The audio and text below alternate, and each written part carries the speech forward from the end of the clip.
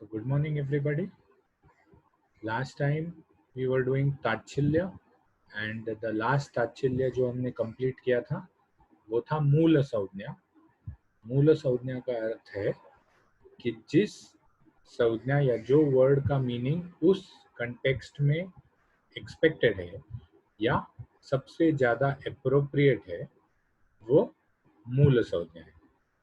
तो अब दो चीज़ें बची हैं मौलिक सिद्धांत में, एक अर्थाश्रय और एक कल्पना। तो आज हम अर्थाश्रय शुरू करेंगे। अर्थाश्रय का मतलब क्या है?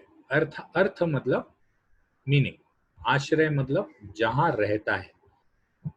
कोई भी वर्ड है तो उस वर्ड में मीनिंग जैसे हम डिराइव कर सकते हैं वो अर्थाश्रय है। फॉर एग्जाम्पल मैं आपको एक खाने की चीज बताता हूँ। जैसे हम सबको पता है बम्बई में बहुत फेमस है बटाटा वड़ा। तो बटाटा वड़ा का मतलब क्या है कि बटाटा डाल के तल के निकाला हुआ वड़ा। तो ये इतना बड़ा बिना बोले what we have done is we have shortened the word. हम एसएमएस करते हैं तब भी हम OMG, OMG is oh my God, और TTL talk to you later. तो ये जो वर्ड्स हैं जो हमने शॉर्ट फॉर्म में बनाए हैं या जो उस वर्ड को हम यूजुअल कोर्स में यूज करते हैं, उसके पीछे का अर्थ समझना, उसके पीछे का अर्थ समझना जो है ये अर्थाश्रय है। तो अर्थाश्रय is the base of a meaning of a word. तो let us see what are different types of अर्थाश्रय। तो सबसे पहले हम देखते हैं आश्रय क्या होता है। आश्रय, आश्रय is a place to rest. ठीक है, हम बोलते हैं ना चलते चलते राहगीर को आश्रय मिल गया, तो that is a place to rest, जहां पर इजीली कुछ मिल जाता है, इजीली कुछ मिल जाता है। या इट इज अ शेल्टर।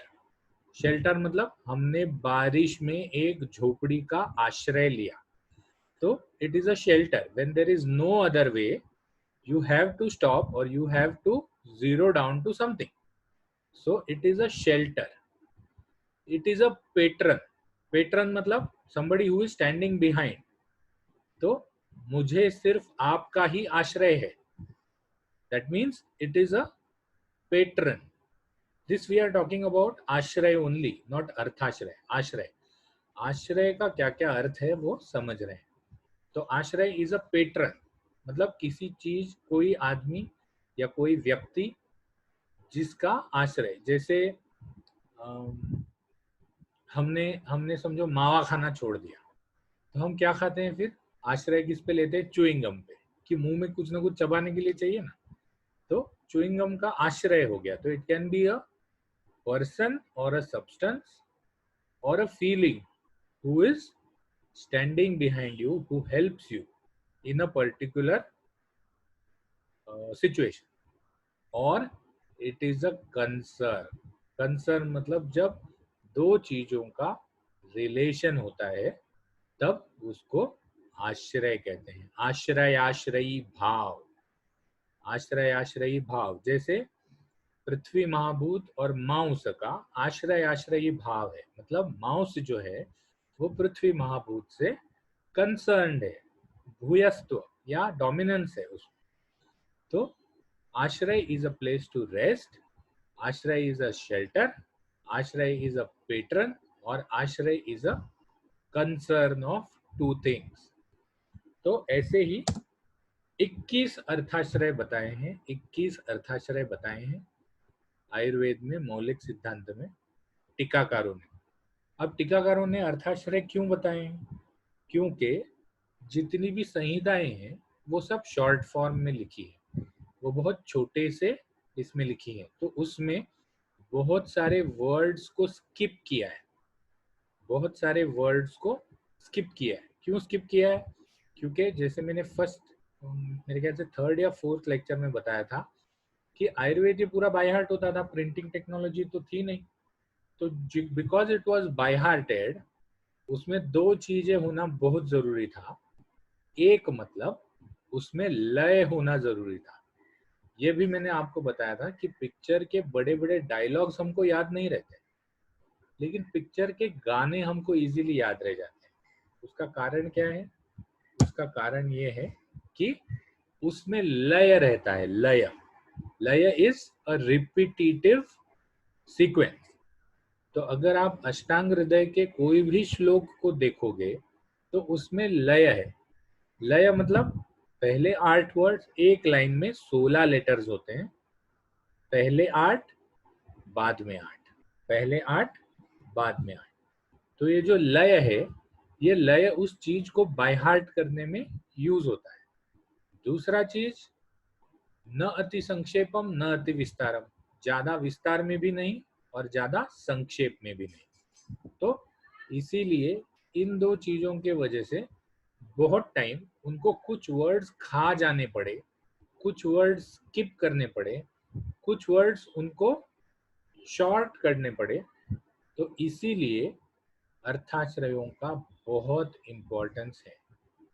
अब जैसा मैंने कल बताया था कि तंत्र गुण, तंत्र युक्ति, तंत्र सॉरी ताच्छिल्य और अर्थाश्रय, ये बिकॉज अलग अलग टीकाकारों ने बताए हैं, तो इसीलिए कहीं कहीं इसमें ओवरलैप हो सकता है, कहीं कहीं इसमें ओवरलैप हो सकता है। जैसे मूल संज्ञा है, तो मूल संज्ञा को हम अर्थाश्रय में ले सकते हैं, ठीक है।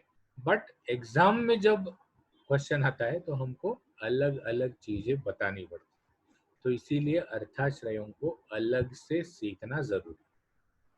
तो 21 अर्थाश्रय, they guide you if the meaning of a word in a sentence is in doubt. They guide you if the meaning of a word in a sentence is in doubt. ठीक है। तो अब हम देखते हैं पहला अर्थाश्रय, आदिलोप। आदिलोप, लोप मतलब खा जाना या लुप्त हो जाना, गायब हो जाना। आदि मतलब इनिशियल, आदि मतलब इनिशियल, शुरुआत का। तो आदिलोप का मतलब है शुरुआत का वर्ड गायब हो जाना, शुरुआत का वर्ड गायब हो जाना। तो the initial part of the word और द सूत्र is not mentioned or vanished, the meaning may be understood by the context or previous knowledge. तो यहाँ पर शुरुआत का वर्ड या शुरुआत का सूत्र जो है वो गायब कर दिया। तो जैसे तत्राद्या मारुतम घ्नन्ति, ठीक है। तो तत्राद्या में कौन सा अद्या? तो उसके पहले वाले सूत्र में लिखा है कि मधुराम्ल लवण तिक्तोष्ण कषाय कहा षड्द्रव्यमाश्रितस्ते च यथा पूर्व बलावहा, और अचानक से उन्होंने तत्राद्या चालू कर दिया। तो तत्राद्या मतलब तत्र वर्ड से पहले वाले श्लोक का कंटेक्स्ट उन्होंने ले लिया है। तो ये है वैनिशिंग ऑफ कंटेक्स्ट या वैनिशिंग ऑफ सूत्र। उन्होंने रस, रसादि ये वर्ड यूज नहीं किया है। अब वैनिशिंग ऑफ वर्ड का ये देखते हैं। तो जब चरक संहिता में व्रण चिकित्सा बताई है, तो व्रण चिकित्सा में उन्होंने किसी किसी द्रव्य को या किसी किसी हर्ब को भेदन बताया है। अब भेदन का मतलब क्या है? भेदन का मतलब है तोड़ने वाला या काटने वाला, दो टुकड़ा करने वाला। तो अब यहाँ पर दो टुकड़े किसके किए जा रहे हैं? व्रण के किए जा रहे हैं, क्योंकि व्रण चिकित्सा का अध्याय है। तो जब भेदन वर्ड व्रण चिकित्सा में यूज हुआ है, तो वो भेदन व्रण भेदन के लिए यूज हुआ है। व्रण वाला वर्ड उन्होंने खा लिया या वैनिश हो गया या लुप्त हो गया। तो ये आदिलोप है। आदिलोप का मतलब इनिशियल सूत्र या इनिशियल पार्ट ऑफ द सूत्र या initial part of the word vanish हो जाता है। वैनिश मतलब निकल जाता है या उसको मेंशन नहीं करते। ये हो गया आदिलोप। अब मध्यलोप। मध्यलोप का मतलब क्या है? Middle part of the word vanish हो जाता है। Middle part of the word vanish हो जाता है। बहुत ही इजी है, आदिलोप, मध्यलोप, अंत्यलोप। Middle part of the word vanish हो जाता है मतलब मिडिल पार्ट ऑफ द सूत्र और middle part of the word is not mentioned, the meaning may be understood by the context और प्रीवियस नॉलेज। तत्राद्या मारुतम घ्नन्ति, फिर से वही श्लोक। तो आद्या जब उन्होंने वर्ड यूज किया तो उन्होंने उसके बाद वाला मतलब श्लोक के बीच वाला जो है मधुर आम्ल लवण, ये तीन चीजों को खा लिया। तो आद्या वर्ड से उनका क्या लेना देना है कि पहले तीन रस, तो उस सूत्र का बीच का पार्ट जो है वो उन्होंने खा लिया या मेंशन नहीं किया। तो ये मध्यलोपी सूत्र है, मध्यलोपी सूत्र है। अब मध्यलोपी वर्ड या मध्यलोपी शब्द को देखते हैं। तो जैसे दुग्ध वर्ग, तक्र वर्ग, दुग्ध वर्ग में तक्र, दधि, ये सब बताए हैं। यहाँ पर द्रव वर्ग ये वर्ड मिसिंग है, तक्र द्रव वर्ग। क्यों? या तक्र विकार, या फिर जब द्रव वर्ग बताया है तो द्रव वर्ग में द्रव्य, द्रव्य विज्ञानीय, याद है आपको जो चैप्टर का नाम है वो द्रव्य विज्ञानीय है, मतलब द्रव्य विज्ञानीय। लेकिन जब उन्होंने बाद में पानी के मतलब जल वर्ग, दुग्ध वर्ग, मूत्र वर्ग ऐसे से बताए हैं, तो वर्ड जो द्रव्य है उसको खा लिया। क्यों? क्योंकि ये पहले वाले चैप्टर के नाम से ही क्लियर हो जाता है कि ये सब जो है ये द्रव्य है। तो जब दुग्ध वर्ग मेंशन किया है तो उन्होंने तक्र विकार ये वर्ड खा लिया, और जब द्रव वर्ग मेंशन किया है तो उन्होंने वर्ड द्रव्य खा लिया। ठीक है, तो ये हो गया मध्य लोप, मतलब शुरुआत। जैसे बटाटा वड़ा था, बटाटा वड़ा में क्या था? बटाटा डाल के तल के किया हुआ वड़ा। तो ये बीच के जितने भी वर्ड्स थे, डाल के, तल के, किया हुआ वड़ा जो वर्ड है वो उन्होंने खा लिए। उन्होंने सिर्फ बटाटा रखा और वड़ा रखा। तो बटाटा वड़ा इज अ मध्यम पदलोपी। अगर आपने मतलब लैंग्वेज में समास सीखे होंगे, समास, समास में मध्यम पदलोपी समास नाम का एक समास आता था।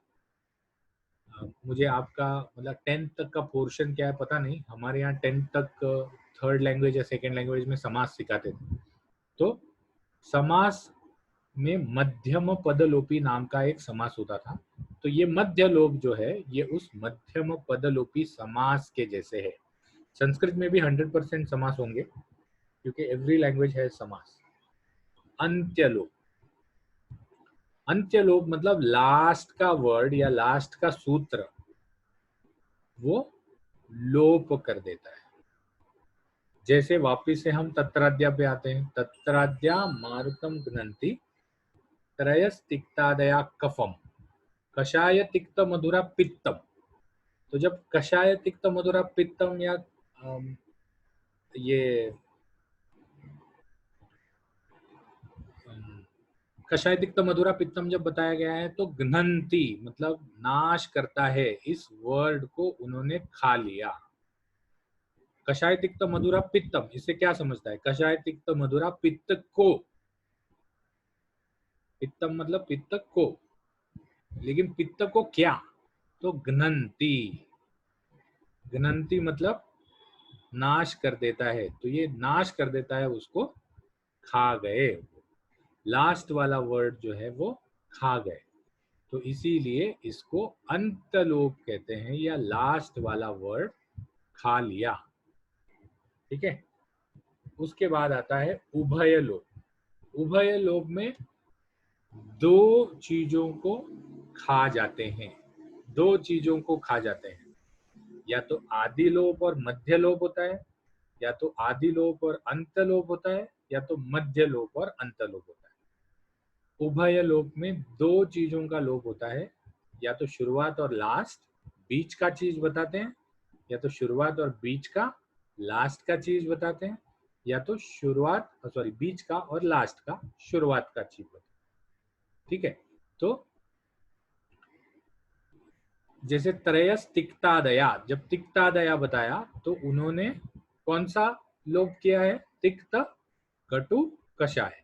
तो मध्य और अंत्य वर्ड का उन्होंने लोप कर दिया।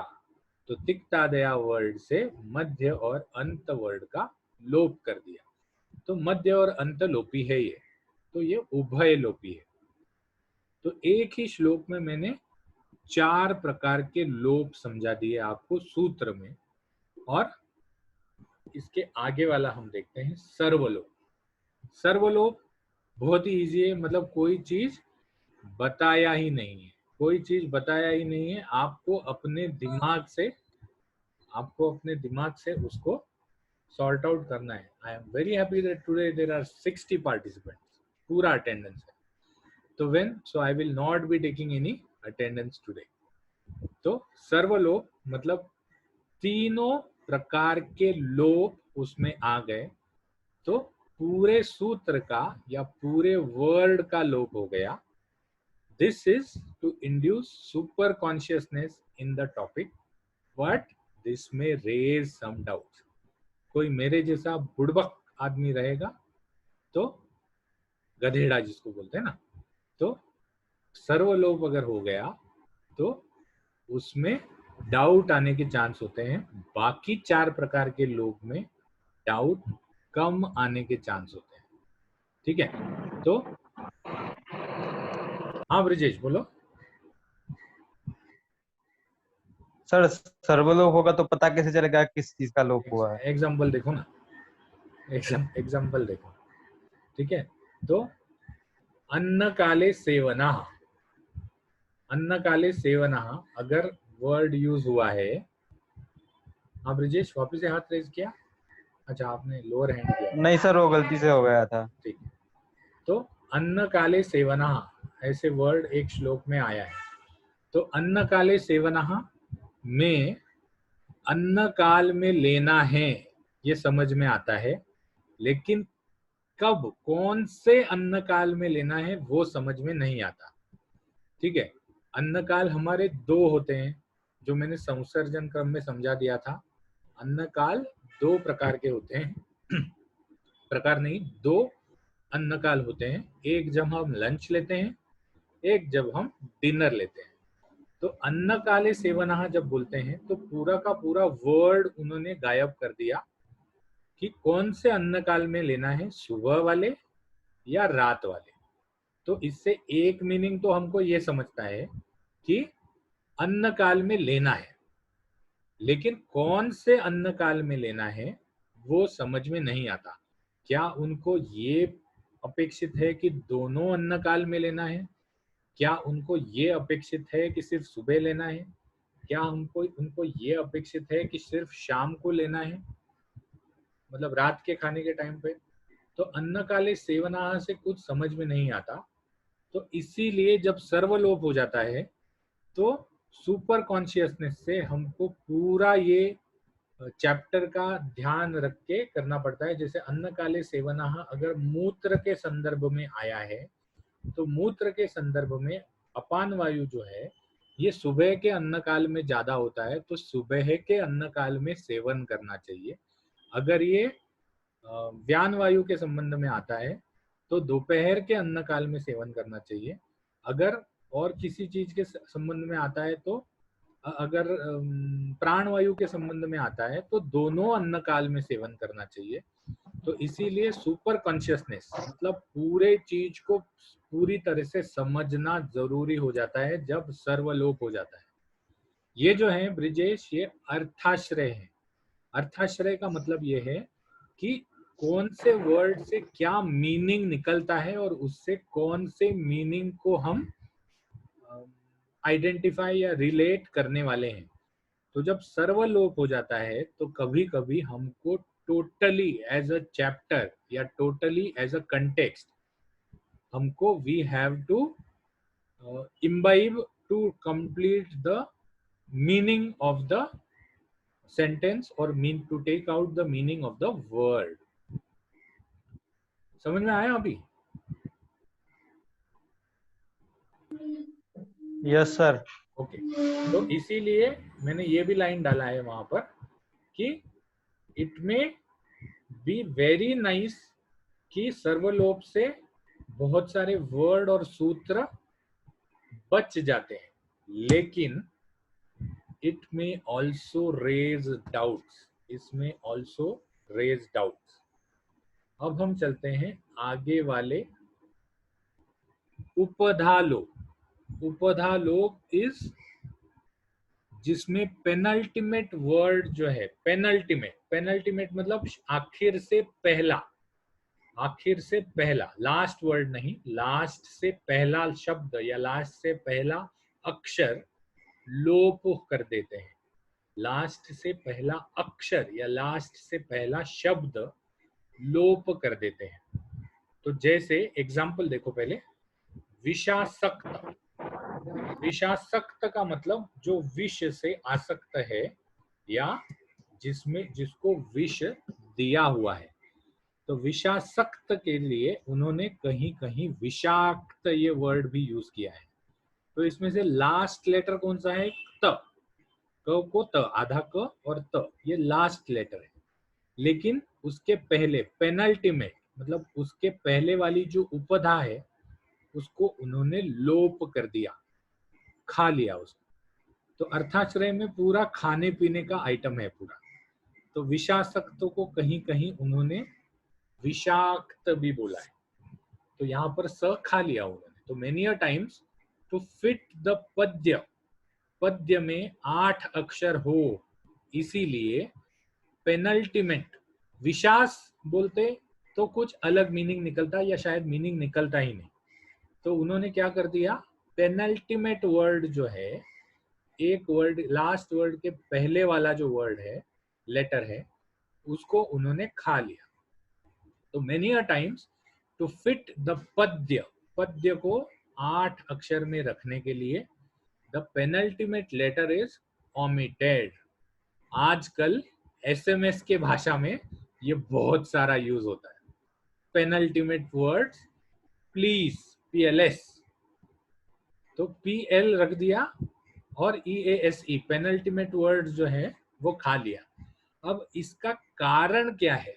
मैंने आपको बोला था कि बहुत सारा पढ़ना पड़ेगा अगर आपको, मतलब एकम शास्त्रम न अध्ययनो न विद्यात् शास्त्र निश्चयम, एक शास्त्र को पढ़ के उस शास्त्र का समझ में नहीं आता। तो this is what I have taken from ABC of human mind, that based on the fact that the brain derives meaning from the first few and the last letters of the word, आपने word का पहला अक्षर और आखिरी वाला अक्षर, पहले कुछ अक्षर और आखिरी वाला अक्षर अगर सही लिखा है, तब भी आपको उस वर्ड का मीनिंग समझ में आता है या उस वर्ड का वो क्या वर्ड हो सकता है ये समझ में आता है।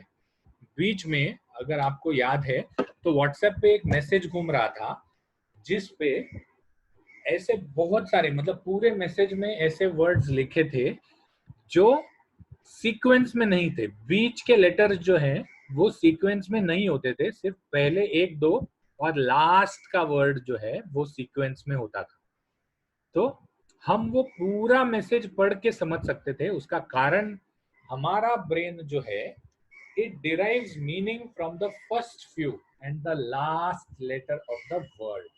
जैसे PLS है, तो PLS का मतलब प्लीज, क्यों? तो फर्स्ट फ्यू और last letter of the word हमने सही से लिखा है।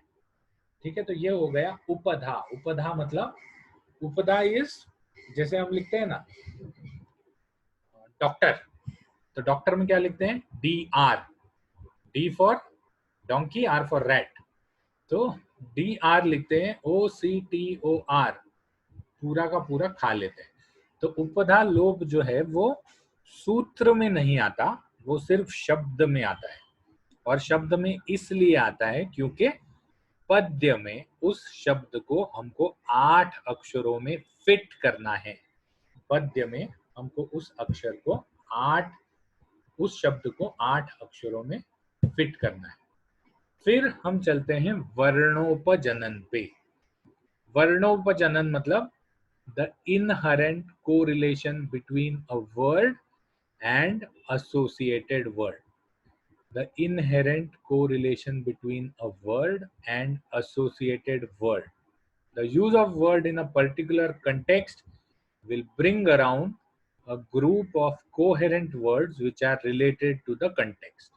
ठीक है, जैसे जैसे हमने लाइट ये वर्ड यूज किया, लाइट, LIGHT, तो जैसे ही लाइट ये वर्ड में यूज करता हूं और अगर मैं ये कहता हूं कि यहाँ लाइट कम है, तो आपके दिमाग में क्या आता है कि अरे लाइट कम है तो हमको ट्यूबलाइट लगाना चाहिए या बल्ब लगाना चाहिए या हमको पर्दे खोल देने चाहिए, खिड़कियों पे जो काला कलर का कांच है वो निकाल देना चाहिए।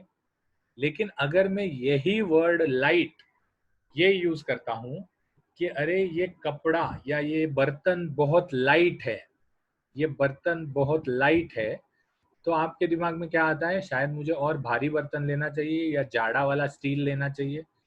तो एक ही वर्ड से कंटेक्स्ट के हिसाब से, एक ही वर्ड से कंटेक्स्ट के हिसाब से दो मीनिंग निकलते हैं। और कंटेक्स्ट को आपने अगर जान लिया, कंटेक्स्ट को आपने अगर जान लिया तो आपको उस शब्द का वहां पर क्या अर्थ है, उस शब्द का आपको वहां क्या अर्थ है ये समझ में आ जाता है। तो इसीलिए वर्णोपजनन मतलब वर्णों से और आजू बाजू वाले शब्दों से उस शब्द का अर्थ जानना, उस शब्द का अर्थ जानना। ठीक है, अब ये वर्णोपजनन जो है ये मूल संज्ञा से डायरेक्टली कोरिलेट होता है। ताच्छिल्य में जो मूल संज्ञा नाम का ये है उससे डायरेक्टली कोरिलेट होता है। फर्क सिर्फ इतना ही है कि वर्णोपजनन में बोली भाषा, रेगुलर टॉकिंग वाले जो वर्ड्स हैं उनमें कोरिलेशन निकालना पड़ता है। मतलब light is a common word, तो कॉमन वर्ड्स में जब आप कोरिलेशन निकालते हैं तो वो वर्णोपजनन आ जाता है। जब आप स्पेशल वर्ड्स में कोरिलेशन निकालते हैं, जैसे मैथुनम, मैथुनम ये कॉमन वर्ड है लेकिन वहां पर स्पेशल वर्ड यूज हुआ है जिसका मतलब है घी और मधु।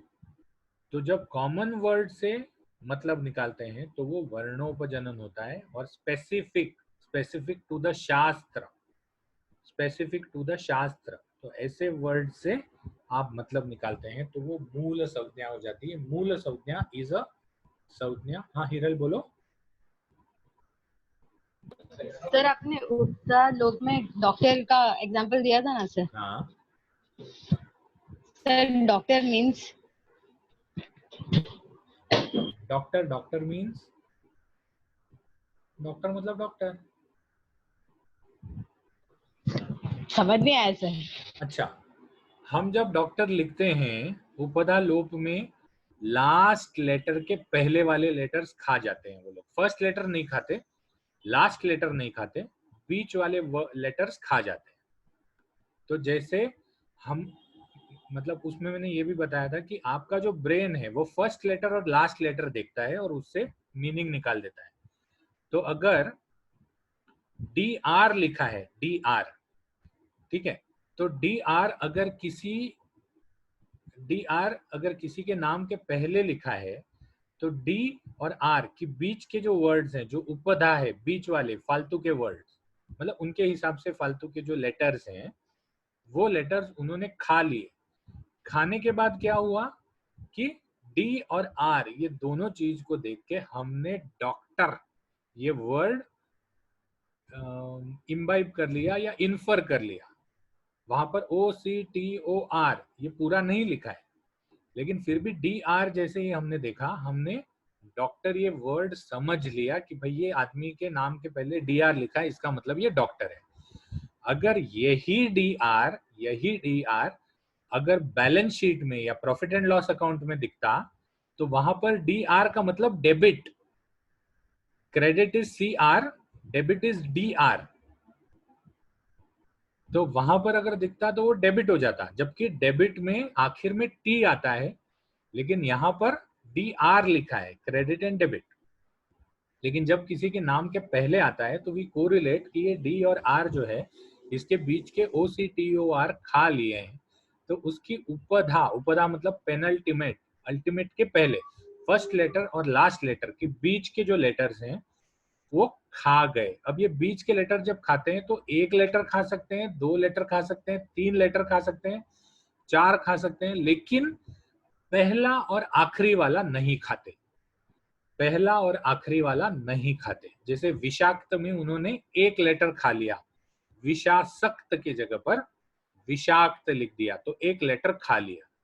तो इसका बेसिक ये है कि your brain will recognise words by looking at the first letter and the last letter. अब समझ में आया हीरा?